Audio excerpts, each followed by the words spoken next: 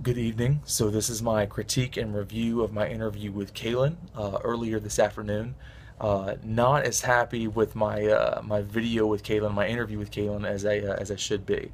I'm going to go over all the things that I did wrong first, I believe, and then followed up with that. I'm going to do all the things that I think I did a really good job with.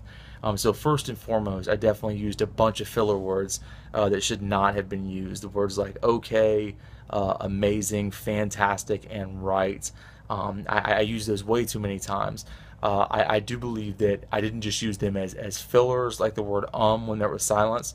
When the interviewee was answering my questions, I would turn around and during his answer, I would interject words like amazing or fantastic or right or okay.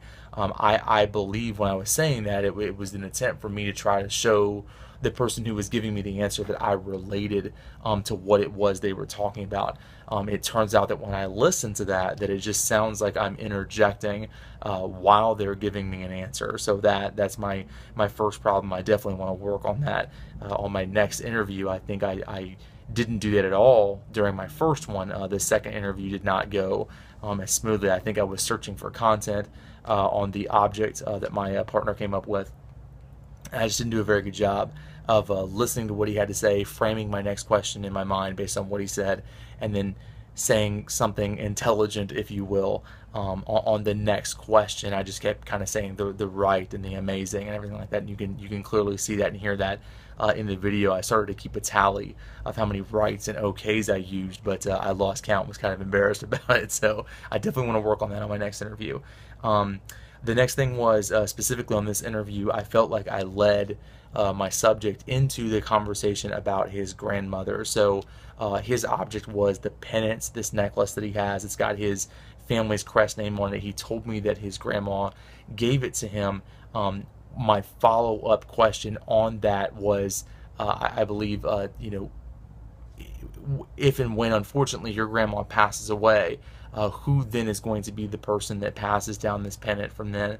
I don't believe I should have led him so far into the question for that, or a question based on whether or not it was his grandmother that gave him the pennant to begin with. I really feel like I led my interviewee into that topic, and I should have just posed a question that was more appropriate, like in the future, who is going to pass these pennants down, and not so much use the word grandmother, because then it led him to immediately pick up on something on his grandmother and not tell me more about the object, where it came from on his own, and tell me where it was going to go, or who was going to pass out that pennant on his own later on. I really let him into the question, and that was not good.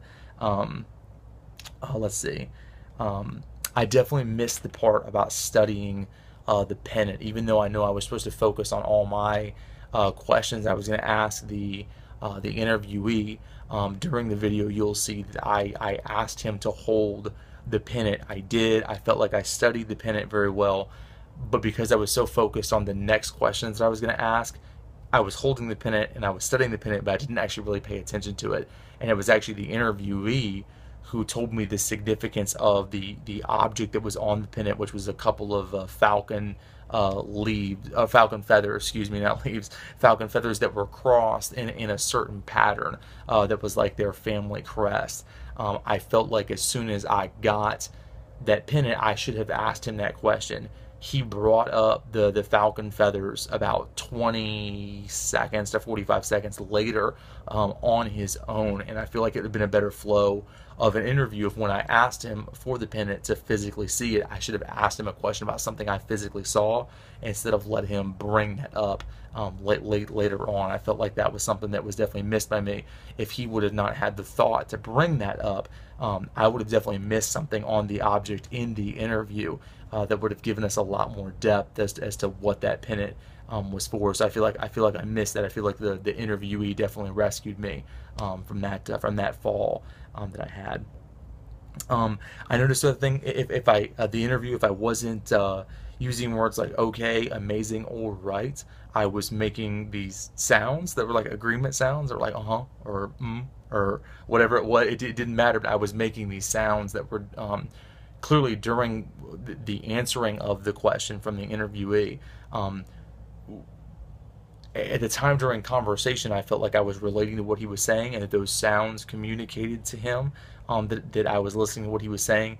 As a third party watching the own interview, it just came across like I was just making really annoying noises in the background. So that's something I definitely want to work on, is to keep those at a minimum, if not eliminate them completely, while I'm doing the interview, and I think that'll work out a lot better.